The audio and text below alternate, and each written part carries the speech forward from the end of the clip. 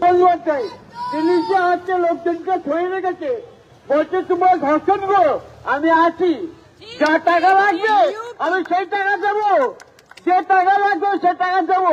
যদি কারোর নারী দিয়ে কোনো ক্ষতি হয়, যদি কোন নারী দিয়ে কোনো ক্ষতি হয়, সে ক্ষতিপূর্ণ আমি দেবো।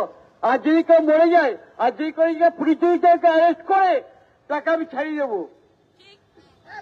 পুলিশকে অ্যারেস্ট করে তাকে ছাড়াবো।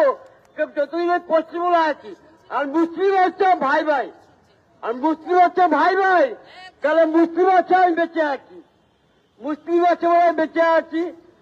আর মুসলিম যে কথা বলছে, ওরা মুসলিমদের যে হাকিম আজম, হ্যাঁ হাকিম বেগম, উনি যে কথা বলছে, উনি একটা কথা বলছে কি, যে আমি মমতা থাকলে মুখ্যমন্ত্রী হব